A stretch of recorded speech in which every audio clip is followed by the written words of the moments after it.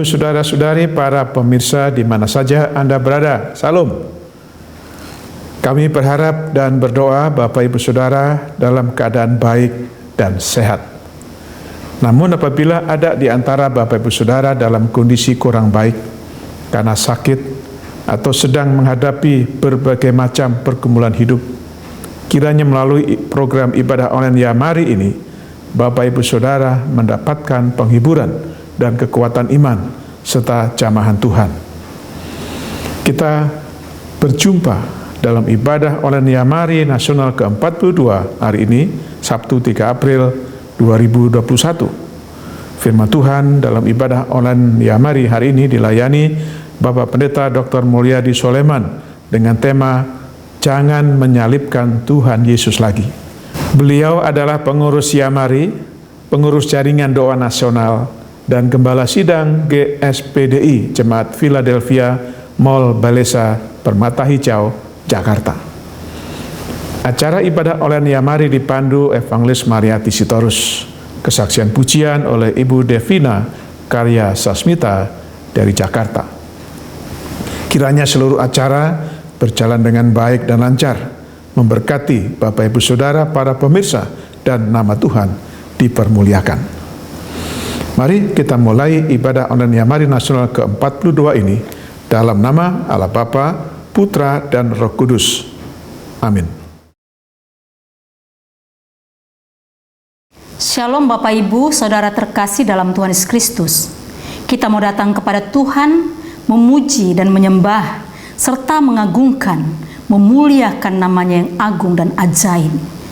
Sebelumnya kita akan membaca kebenaran firman Tuhan yang terambil dari 1 Petrus 3 ayat 15, 17, dan 18 yang berkata, Tetapi kuduskanlah Kristus di dalam hatimu sebagai Tuhan, dan siap sedialah pada segala waktu untuk memberi pertanggungjawaban kepada tiap-tiap orang yang meminta pertanggungjawaban dari kamu tentang pengharapan yang ada padamu, tetapi haruslah dengan lemah lembut dan hormat.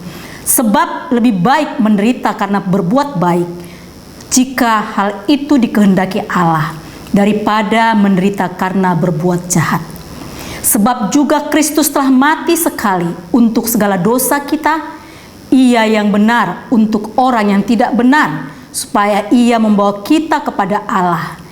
Ia yang telah dibunuh dalam keadaannya sebagai manusia, tetapi yang telah dibangkitkan menurut Roh. Amin. Kita akan masuk hadirat Tuhan, dan bersama-sama kita naikkan pujian yang berkata, Karena salib Tuhan, sebab karena salibnya kita hidup, bagaimana kita hidup ada salib. Haleluya, kita naikkan pujian ini, hanya Kau Tuhan. Hanya Kau Tuhan hidup.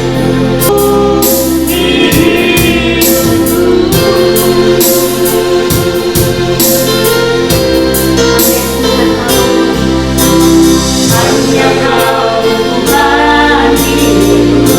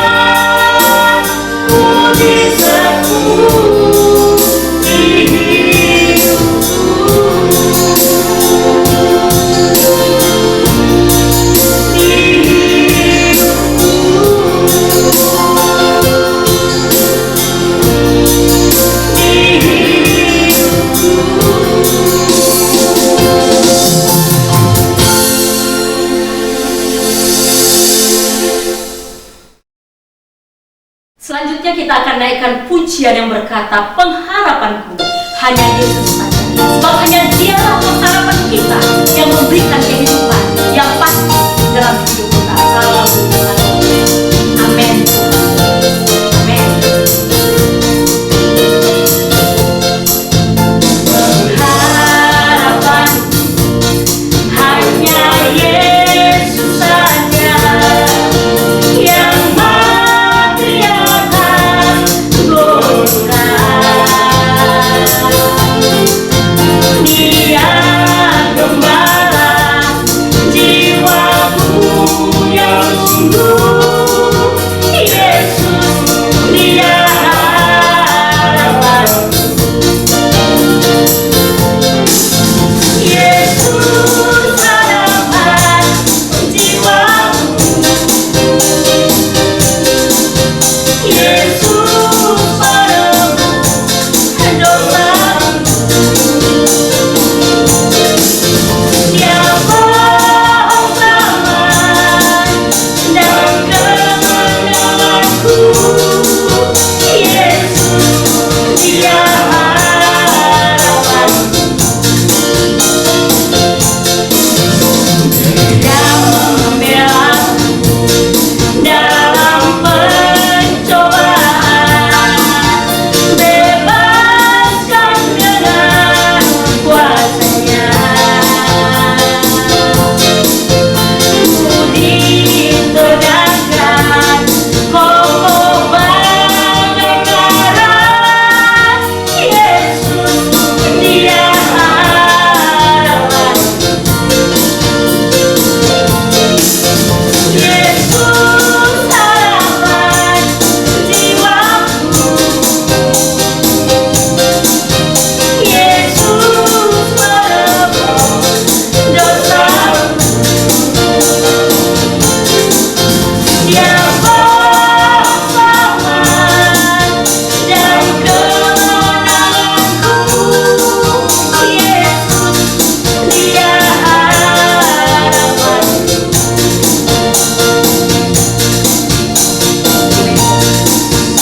Benar Tuhan, Engkau pengharapan kami. Engkau telah mati di Golgota untuk menyelamatkan kami, dan Engkaulah gembala jiwa kami yang sungguh dan ajaib. Haleluya Tuhan. Amin. Harapan hanya Yesus saja yang mati atas Golgota. Dia gembala jiwaku yang sungguh. Yesus, Dia harapan. Yesus harapan jiwaku.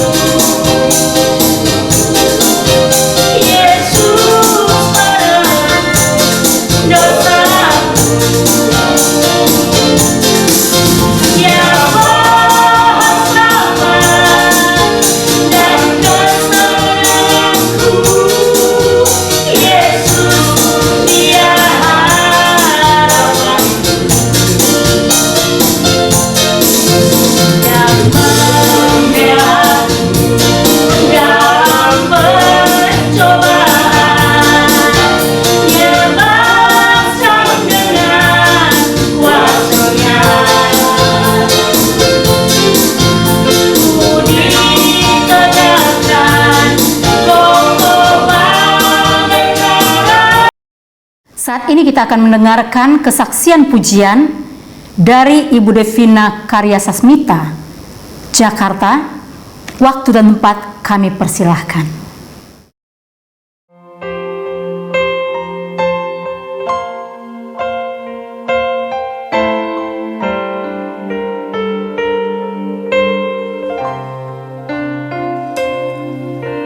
Kasih yang terindah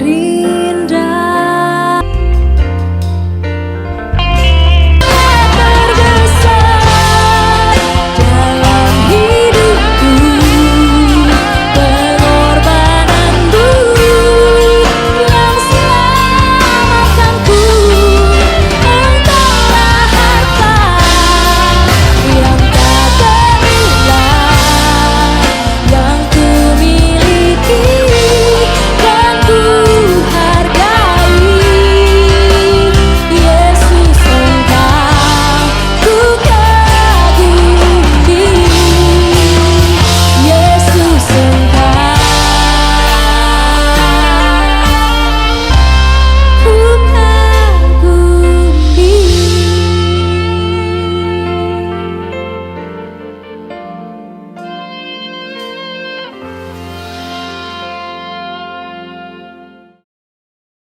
Tiba saatnya kita akan mendengarkan kebenaran firman Tuhan yang akan disampaikan oleh hambanya, Bapak Pendeta Dr. Mulyadi Sulaiman dari Jakarta. Kita akan naikkan pujian yang berkata, bukan dengan barang karena kita telah ditebusnya dengan darahnya yang mahal, sehingga kita menjadi anak-anak. Katakan, bukan dengan barang, bukan dengan barang fana yang kau ingini. Amin. Jadilah pada kami seperti anakku seperti. Jadilah padaku seperti yang kau ingini.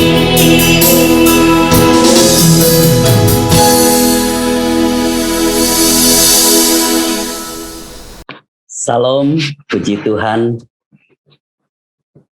Senang sekali bisa ketemu lagi dengan sahabat Yamari dimanapun saudara berada saat ini. Di dalam ibadah online-nya Yamari. Dan ibadah online Yamari pada hari ini itu bertepatan dengan peringatan Sabtu Suci di malam Paskah. Hari di antara kematian Tuhan Yesus di kayu salib dan kebangkitannya Tuhan Yesus yang besok kita akan merayakan hari Paskah. Saudaraku, 700 tahun sebelum Yesus lahir ke dunia ini, seorang nabi yaitu Nabi Yesaya telah menubuatkan tentang sengsara Tuhan Yesus itu di dalam Yesaya pasal yang ke-53 ayat 5, dia katakan sebagai berikut, saya akan sharingkan kepada saudara. Tetapi dia tertikam oleh karena pemberontakan kita, dia diremukkan oleh karena kejahatan kita. Ganjaran yang mendatangkan keselamatan bagi kita ditimpahkan kepadanya, dan oleh bilur-bilurnya kita menjadi sembuh.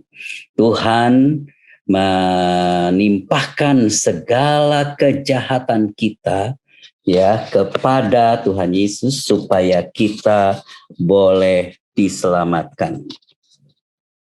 Saudaraku, ada satu cerita yang mengatakan apakah benar Allah telah menciptakan kejahatan. Ya, saya akan bacakan ceritanya bagi saudara yang saudara juga bisa dapatkan di internet juga. Seorang profesor dari sebuah universitas terkenal menantang mahasiswa-mahasiswanya dengan satu pertanyaan. Apakah Tuhan menciptakan segala yang ada di dunia ini? Mahasiswanya, dia menjawab, betul, dia telah menciptakan semuanya. Dia adalah Allah yang maha kuasa. Tuhan menciptakan semuanya? Tanya profesor itu sekali lagi. Ya Pak, semuanya, kata mahasiswa tersebut. Profesor itu bertanya lagi, jika Tuhan menciptakan segalanya, berarti Tuhan juga yang menciptakan kejahatan. Karena kejahatan itu nyata, ada. Dan menurut prinsip keilmuan kita bahwa pekerjaan kita menjelaskan siapa kita. Jadi kita bisa berasumsi bahwa Tuhan adalah sumbernya dari kejahatan juga. Mahasiswa itu terdiam dan tidak bisa menjawab hipotesis profesor tersebut. Profesor itu merasa menang dan menyombongkan diri bahwa sekali lagi dia telah membuktikan bahwa agama itu adalah sebuah mitos. Tiba-tiba ada mahasiswa lain mengangkat tangan dan berkata, Prof, boleh saya bertanya sesuatu? Profesor itu menjawab, tentu saja kamu boleh. Mahasiswa itu berdiri dan bertanya, Prof, apakah dingin itu ada?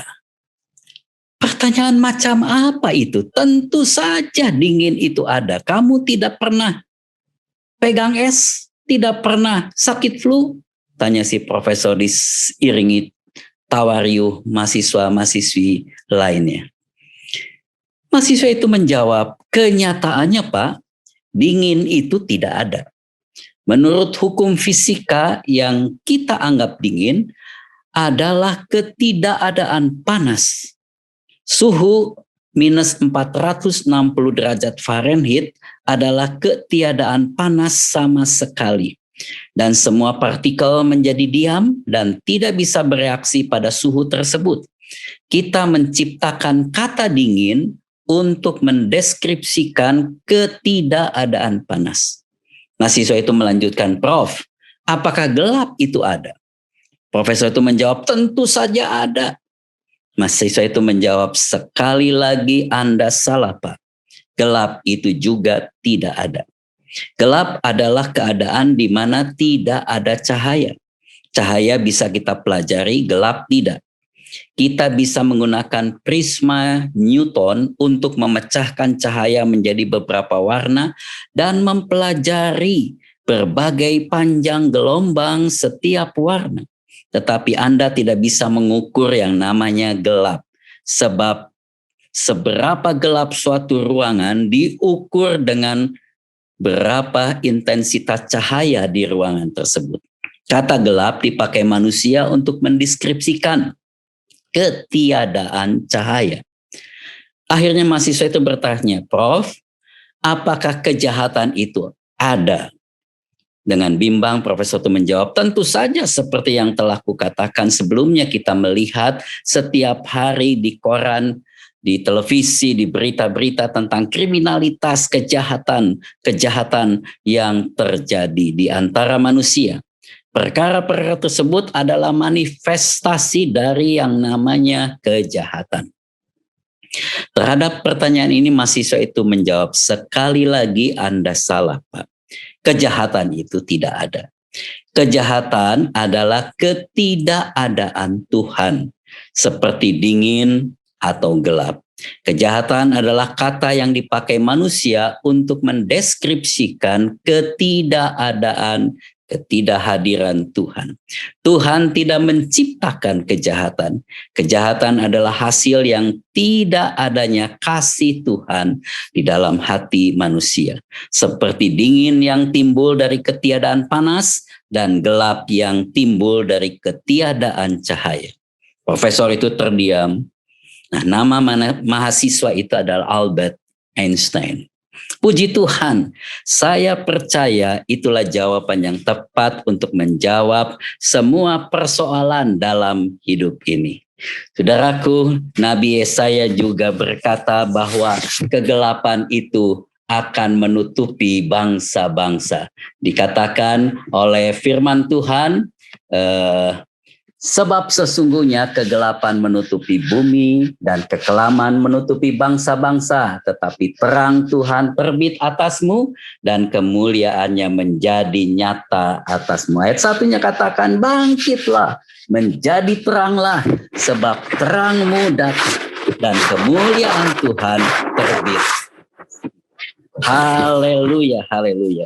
Nabi Yesaya telah menubuatkan satu kebangkitan yang mengalahkan kegelapan kejahatan di dunia ini, yang mendatangkan kembali kemuliaan Tuhan yang telah hilang karena manusia ditutupi oleh kegelapan. Haleluya, luar biasa kasih Allah bagi kita semua. Saudaraku, salah satu cerita dalam penyaliban Tuhan Yesus Kristus adalah cerita tentang dua orang penjahat yang disalib di sebelah kiri dan sebelah kanan Tuhan Yesus. Sesungguhnya ini adalah menggambarkan dari dua golongan manusia bagaimana mereka memandang salib. Dua golongan orang-orang yang berdosa, yang sudah selayaknya menerima hukuman yang paling mengerikan. Pada waktu itu hukuman yang paling mengerikan adalah disalib. Semua manusia telah jatuh dalam dosa, kata firman Tuhan, dan hilang kemuliaan Allah, dan upah dosa adalah hukuman yang kekal, kematian, maut. Nah, saudara, dari dua penjahat yang di sebelah Tuhan Yesus yang disalib, yang satu menolak Tuhan Yesus bahkan menghina, dan yang satu menerima Tuhan Yesus dan beriman. Dan penjahat yang satu malah berkata bahwa kalau Tuhan datang kedua kalinya, maka ingatlah kepada saya. Dia katakan di dalam kata-katanya dalam Lukas 23 ayat yang ke-42 dan 43, dia katakan, Yesus, ingatlah akan aku apabila engkau datang sebagai raja. Jawab Yesus kepadanya, aku berkata kepadamu, sesungguhnya hari ini juga engkau ada bersama aku di dalam Firdaus. Puji Tuhan. Tuhan langsung kepada mereka yang percaya kepadanya dan katakan, engkau bersama aku di dalam Firdaus. Bicara Firdaus, kita teringat akan Adam dan Hawa yang Tuhan taruh di satu taman Eden, taman Firdaus yang begitu indah. Ya, Tuhan katakan bahwa semua buah di taman ini engkau boleh makan dengan sebebas-bebasnya. Tetapi hati-hati, ya, perintah Tuhan supaya engkau jangan makan buah yang ada di tengah-tengah taman ini. Ya, ayat Kejadian 2 ayat 16 katakan, lalu Tuhan Allah memberikan perintah ini kepada manusia, semua pohon dalam taman ini boleh kau makan buahnya dengan bebas, tapi pohon pengetahuan tentang baik dan jahat janganlah engkau makan buahnya, sebab pada hari engkau memakannya pastilah engkau mati. Allah itu Allah yang sempurna. Semua yang diciptakan disebut baik dan bahkan sangat baik. Begitu manusia memilih tidak lagi taat kepada Tuhan dan melakukan yang jahat di mata Tuhan, melanggar, melawan, memberontak terhadap kebenaran firman Tuhan, hilanglah kemuliaan Tuhan dan manusia harus pergi dari Firdaus, ya, masuk ke dalam dunia yang gelap ini, ya, di tengah-tengah kesusahan dan kesulitan. Haleluya. Kita bersyukur bahwa Tuhan Yesus telah mati dan bangkit bagi kita. Hanya Dialah yang sanggup merubah kembali yang tidak baik menjadi baik, yang gelap menjadi terang, yang susah menjadi senang, yang takut boleh beroleh kesukaan besar. Karena kehadiran Tuhan Yesus Kristus dalam hidup kita, dalam keluarga kita, dalam pekerjaan kita, dalam pelayanan kita, akan mendatangkan semangat, sukacita, kesukaan, dan bukan kesukaan biasa-biasa saja, tapi Alkitab katakan kesukaan yang besar. Seperti yang dirasakan perempuan-perempuan ketika bertemu Yesus yang bangkit, ya, firman Allah katakan dalam Matius 28 ayat 8, mereka dengan takut dan dengan sukacita yang besar mereka berlari cepat-cepat untuk memberitahukan kepada murid-muridnya. Pada waktu Tuhan Yesus bangkit dalam kehidupan seseorang, sehingga manusia yang sudah terusir, dia mengalami pengharapan yang besar. Barang siapa percaya kepada Tuhan Yesus Kristus, penebusan, pengampunan dosa dari Tuhan Yesus, dia tidak akan binasa. Dia akan kembali ke Firdaus seperti penjahat yang di sebelah Tuhan Yesus. Karena kasih dan karunia Tuhan yang besar. Pandanglah kepada salib, ya, pandanglah kepada Yesus. Hanya Dialah satu-satunya yang dapat menolong kita. Saudaraku, tetapi mengapa dalam kenyataan hidup ini orang Kristen masih harus mengalami bencana, kemalangan, sakit penyakit, kekecewaan, kepedihan hati, kepahitan, kekurangan, penderitaan penyakit, dan lain sebagainya? Jawabannya sederhana, karena Tuhan yang hidup tidak hadir dalam hidup mereka. Mengapa Tuhan tidak hadir dalam umatnya, keluarga, pekerjaan, bahkan kadang-kadang dalam pelayanan umatnya? Kiranya ada satu cerita yang bisa memberikan kita pandangan, ya. Saya utip lagi cerita ini dan saya terinspirasi di dalamnya, ya.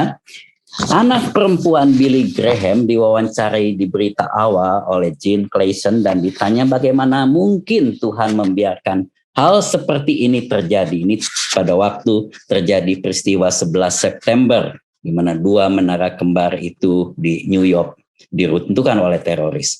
Anne Graham memberi jawaban yang sangat berhikmat. Saya percaya Tuhan sangat berduka dengan semua yang terjadi, sama berdukanya dengan kita. Namun selama bertahun-tahun kita telah menyuruh Tuhan untuk keluar dari lingkungan sekolah, pemerintahan, dan kehidupan kita. Sebagai pribadi yang sopan, Tuhan pun keluar. Bagaimana kita mengharapkan Tuhan memberi berkat dan perlindungannya kalau kita minta Dia meninggalkan kita? Peristiwa-peristiwa yang barusan terjadi, serangan teroris, penembakan di sekolah, dan sebagainya, saya pikir dimulai sejak Madeleine Murray O'Hare. Dia terbunuh, belakangan jasadnya diketemukan, mengeluh bahwa dia tidak ingin ada doa-doa lagi di sekolah-sekolah. Dan akhirnya masyarakat berkata, oke, setuju. Lalu seorang berkata, kita tidak perlu membaca Alkitab di sekolah.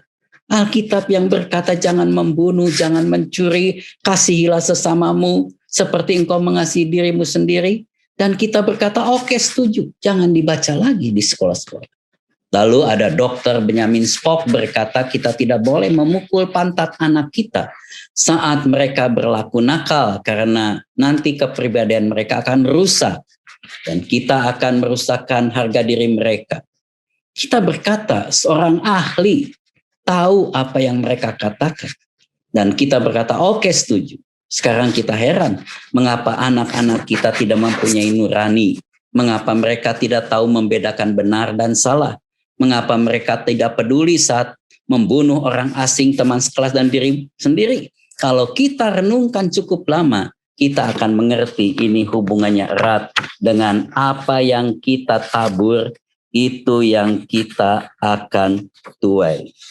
Saudaraku, lucunya mengapa betapa mudahnya orang menyingkirkan Tuhan, lalu heran mengapa dunia menuju neraka.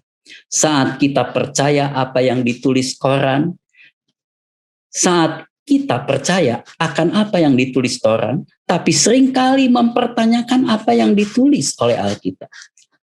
Saat ini kita bisa mengirim guyonan lewat sosial media, itu menyebar dengan liarnya, tapi saat kita mengirim pesan tentang Tuhan, orang berpikir 2 kali sebelum membagikannya. Bagaimana artikel-artikel yang jorok, vulgar, bebas tersebar di internet. Sedangkan diskusi tentang kasih Tuhan dibatasi dari sekolah dan lingkungan kerja kita. Saudaraku, Tuhan tidak pernah memaksa untuk kita menerima dengan Dia. Di Paskah ini ada satu pengertian bahwa Tuhan berdiri mengetuk pintu hati kita. Kalau ada orang yang mendengar suaraku, kata firman Tuhan, dan membuka pintu, aku akan datang masuk kepadanya dan makan bersamanya, dia dan bersama-sama dengan aku. Puji Tuhan. Saudaraku, saya teringat sebagai akhir dari khotbah ini tentang Ayub, seorang yang saleh, seorang yang takut akan Tuhan, seorang yang berkenan kepada Tuhan. Ayub sangat berbeban kepada anak-anaknya, karena mungkin anak-anaknya tidak mendengarkan nasihat orang tuanya, tidak beribadah dan melakukan perintah Tuhan dengan benar. Dalam Ayub 1 ayat 4-5 dikatakan, anak-anaknya yang laki-laki biasanya mengadakan pesta di rumah mereka masing-masing menurut giliran dan ketiga saudara perempuan mereka diundang untuk makan dan minum bersama-sama mereka. Setiap kali apabila hari-hari pesta telah berlalu, Ayub memanggil mereka dan menguduskan mereka. Keesokan harinya pagi-pagi bangunlah Ayub lalu mempersembahkan korban bakaran sebanyak jumlah mereka sekalian. Sebab pikirnya mungkin anak-anakku sudah berbuat dosa dan telah mengutuki Allah di dalam hatinya. Demikianlah dilakukan Ayub senantiasa.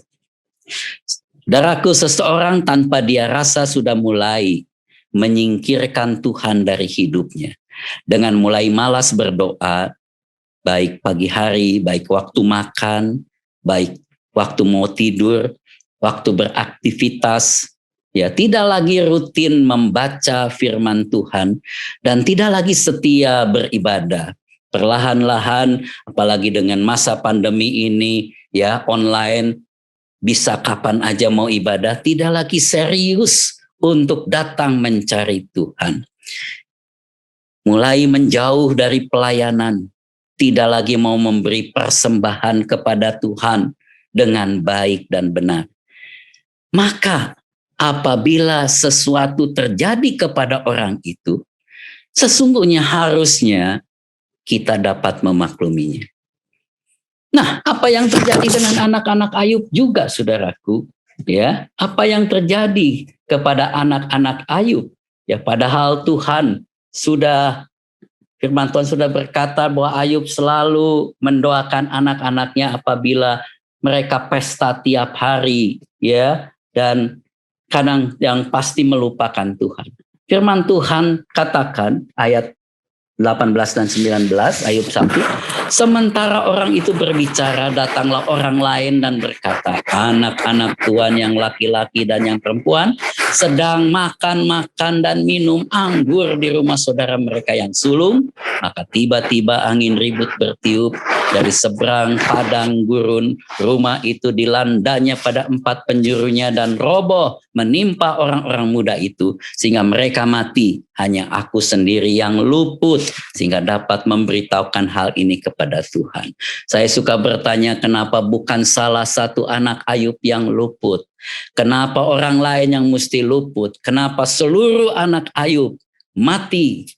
Ya, jawabannya yang dapat kita mengerti kenapa mereka mati. Sebab mereka sudah menyingkirkan Tuhan dalam hidupnya tanpa mereka sadari hari demi hari. Ya, saudaraku, janganlah kita menyingkirkan Tuhan Yesus dalam hidup kita. Tapi semakin percayalah dan terimalah Tuhan dalam hidup kita. Di tengah-tengah zaman yang sudah akan berakhir. Terimalah Tuhan Yesus lewat doa-doa kita. Dalam kita bersekutu dengan firman Tuhan. Baca dan renungkanlah firman Tuhan. Beribadahlah sungguh-sungguh. Alkitab katakan dengan takut dan gentar. Dan nantikanlah kedatangan Tuhan. Carilah wajahnya. Dan ikutlah Tuhan dalam segala aspek kehidupan kita. Jangan sampai kita tanpa kita sadari telah menolak Tuhan dalam kehidupan kita seperti anak-anak Ayub. Ibrani 6 ayat 6 katakan, namun yang murtad lagi, murtad artinya meninggalkan Tuhan. Mungkin tidak sekaligus, perlahan-lahan. Kita mulai tertarik kepada ilah-ilah lain, termasuk yang namanya kekayaan, kehormatan, kesehatan juga. Tidak mungkin dibaharui sekali lagi demikian hingga mereka bertobat. Sebab ada istilah mereka menyalibkan lagi anak Allah bagi diri mereka dan menghinanya di muka. Harusnya saudara jadi orang Kristen seperti terang dan menjadi garam di dunia ini. Kita membawa penghinaan bagi Tuhan telah mati dan menyelamatkan kita, juru selamat kita. Oleh sebab itu, tema yang saya inginkan, jangan menyalibkan Tuhan 2 kalinya. Haleluya. Akhir saya ucapkan selamat Hari Paskah.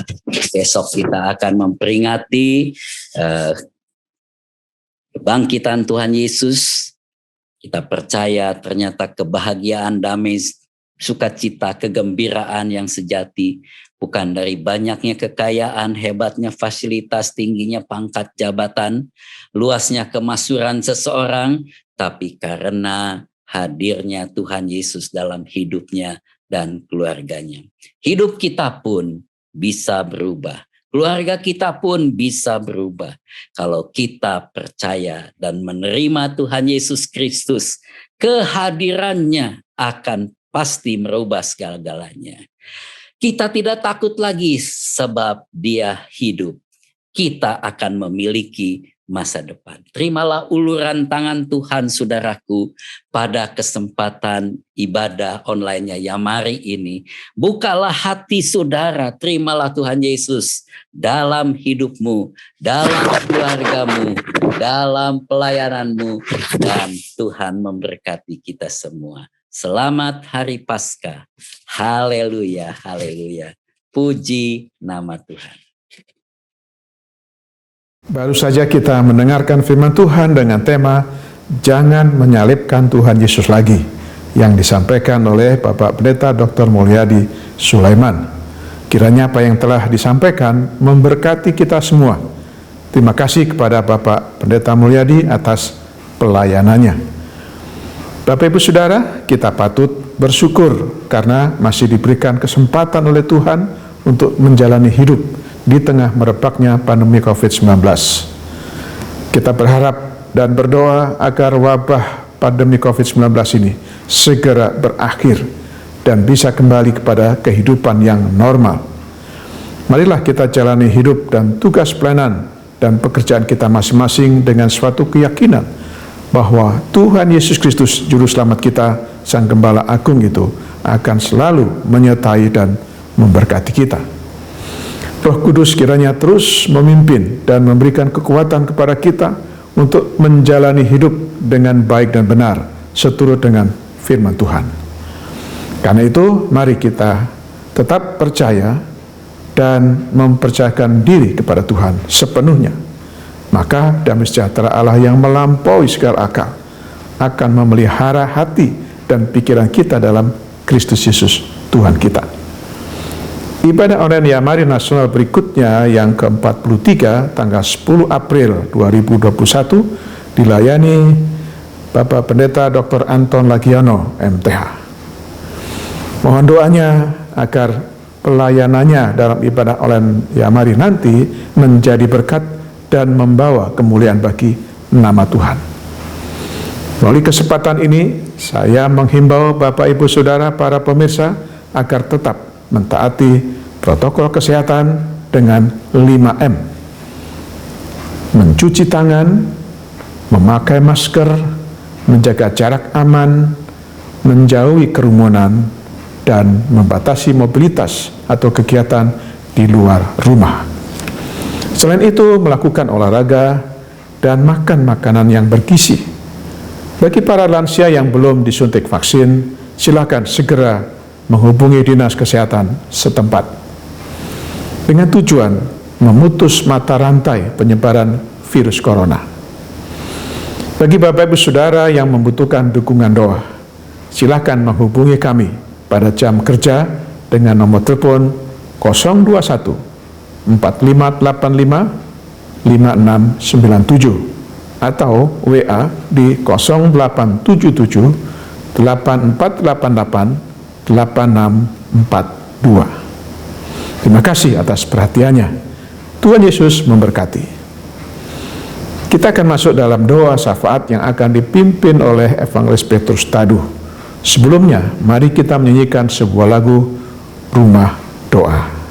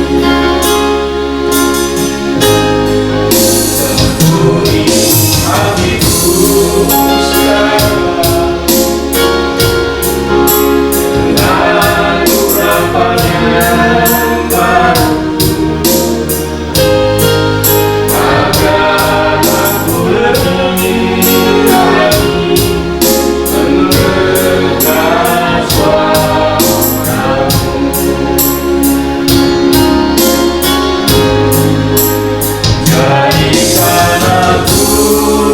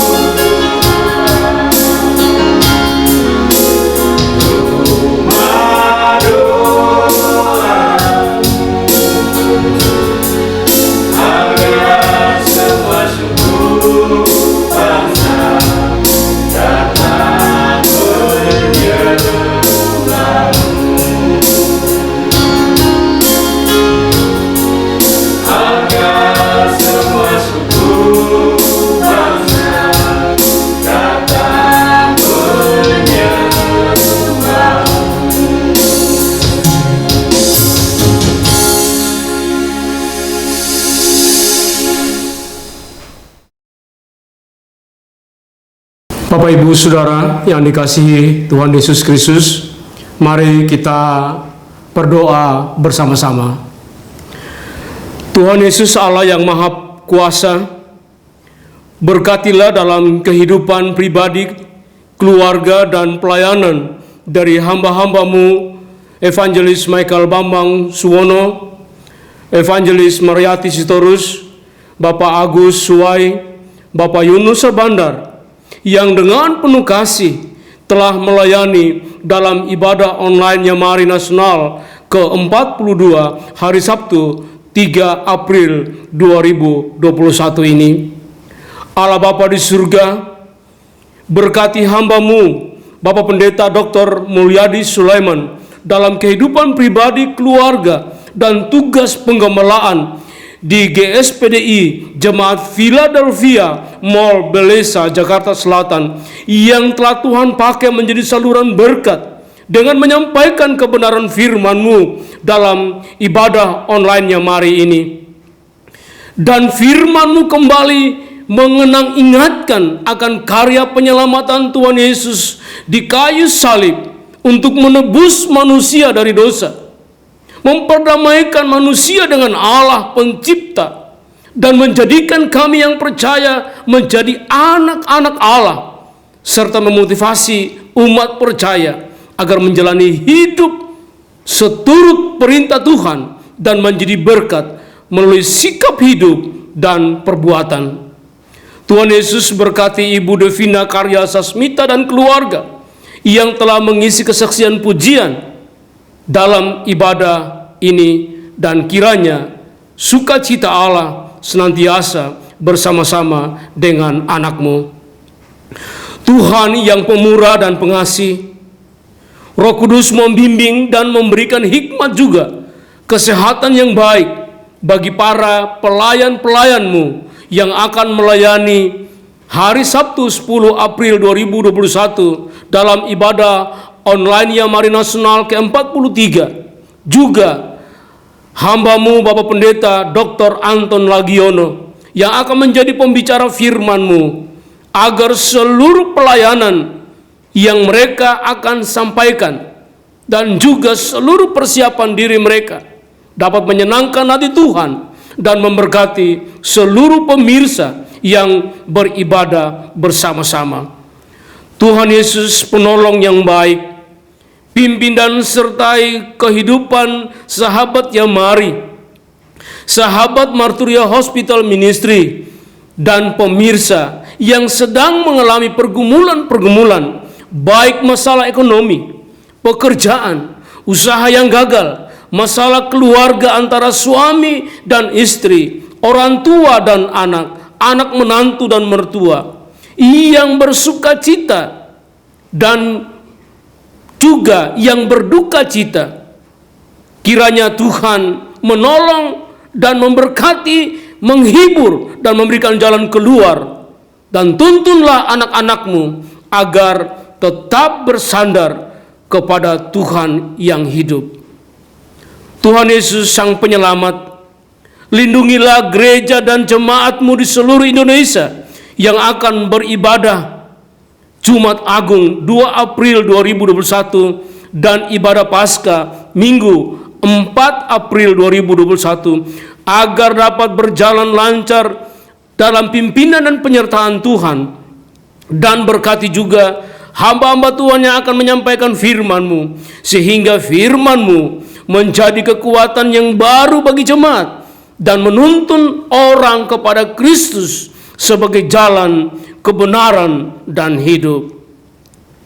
Tuhan Yesus Allah yang berkuasa atas langit dan bumi ciptaan-Mu, kami menyerahkan kepolisian, Densus 88, Badan Nasional Penanganan Teroris, TNI, serta pihak terkait dalam bersinergi untuk pemberantasan aksi terorisme, aksi kelompok-kelompok separatis, dan aksi kelompok kriminal dan jaringan-jaringannya hingga tuntas, agar tercipta keamanan yang baik dan aman di seluruh Indonesia.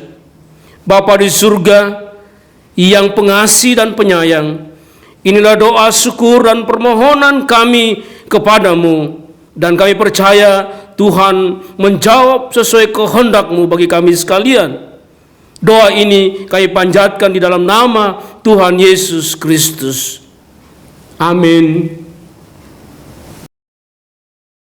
Bapak Ibu Saudara, sekarang arahkan hatimu kepada Tuhan dan terimalah berkat-Nya. Turunlah kiranya kasih karunia, rahmat, damai sejahtera dari Allah Bapa, cinta kasih Tuhan Yesus, dan persekutuan dengan Roh Kudus menyertai kehidupan, pekerjaan pelayanan dan keluarga saudara mulai saat ini sampai Maranatha. Amin.